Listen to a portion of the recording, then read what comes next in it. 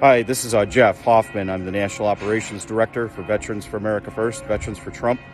And we have here one of the great leaders for veterans in America, former Secretary of Veteran Affairs, Robert Wilke. And he's going to talk to us about the Mission Act and all the benefits and the accomplishments during his tenure as the Secretary for the VA under the Trump administration. Good morning, Mr. Secretary. How are you? Well, fine. Thank you. Thank you for having me in a very beautiful setting. Yeah, we're actually in Budapest. We're at the Danube Institute at the Geopolitical Summit. And first, before we kick off, unfortunately, we had some comments from Hillary Clinton yesterday. And she had called the president, our great president, Donald Trump, a danger to the world. And first, I just want to get your views on that. Well, I can tell you what danger to the world was. That was during the Obama years with Mrs. Clinton as the Secretary of State, when the Iranians were unleashed. Putin carved off about 20% of Ukrainian territory, and America retreated from the world. Donald Trump changed that. Putin was in his box. 300 of his little green men were caught too close to American troops in the Syrian desert, and they went away. The same with the leading architect of world terror, Soleimani, and the Ayatollahs were in their box, and China stayed on its side of the straits. What we've seen in this, what is the third Obama administration, is continued American retreat, the tanking of our defense budget. If Ms. Harris is elected, we're on a trajectory to hit 2% of GDP on defense, which we haven't reached in 100 years. Our allies are concerned, but our enemies, China, Russia, Iran in particular, are already emboldened by Biden weakness, and that will be exacerbated if Ms. Harris comes to the White House. Well, Mr. Secretary, I'd like to personally thank you for your tenure and your leadership during your time and working with and for President Trump. You'd passed the Mission Act and all of the health care benefits and the transformation of the VA hospital system, including help for our homeless veterans. We just want to personally thank you. I wonder if you could talk more about some of the accomplishments during your time. Well, let's talk about what Obama-Biden left us. They left us, according to CNN, not us, a 37% approval rating for VA amongst veterans. They left us with veterans dying in the halls in places like Phoenix.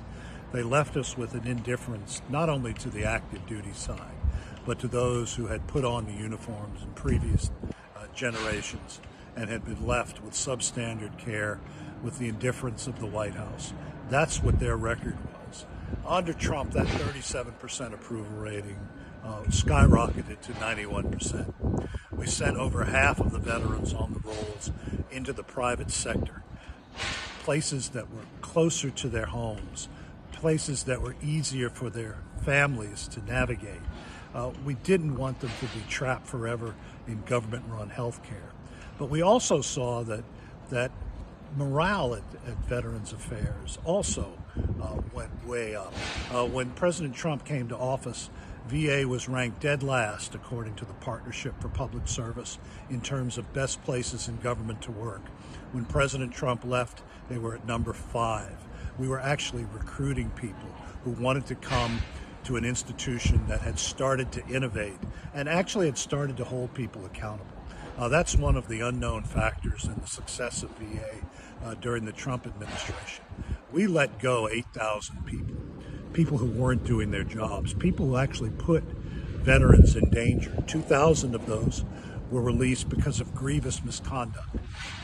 But Biden and Harris showed their contempt for American veterans. And before I get to that, you certainly saw that in the email from Admiral Kirby a few days ago when he said, why do we need to respond to veterans? They don't count for anything. So under Biden-Harris, they brought all those 8,000 that we dispatched back, so all of them with back pay. So that's the contempt with which they hold Americans' veterans. President Trump wanted to fix VA. He wanted to create a VA that was hospitable to America's veterans. In fact, set a record for the number of actual employments within VA, 49 million in the second year of the Trump administration. That had never been achieved, even in the years after World War II. So he was very positive, very proud of the achievements of VA. It's one of the best stories to come out of the Trump administration. That's wonderful. And again, thank you very much. Sir, we're less than 50 days from November 5th. And in states like Virginia, we're starting to vote already September 20th. I'm a Trump Force 47 captain, in addition to my role with the grassroots effort for Veterans for America First, Veterans for Trump. What message do you have for all the veterans, including allied veterans, around this world? Well, I want to thank Veterans for America First for telling the true story about President Trump's time in the White House and all of the things that changed at VA for the better. But I also want to talk to veterans about what it means to have worn the uniform and what it means for America's face to the world. Under Obama, Biden, and Biden-Harris, America has retreated on all fronts. They've shown nothing but contempt for those who serve. They've divided our military into social justice categories along racial, ethnic, and sexual lines. They have downgraded the status, the military ethos that has made this country the most powerful but the freest country on earth. Veterans need to vote their interest. They need to vote their interests through supporting those who supported VA, but they also need to vote their interests as people who carried freedom on their shoulders during their time in uniform. And I think the answer to any question is that Trump believes in veterans, he worked for veterans, and he will restore America's military to its proper place at the table.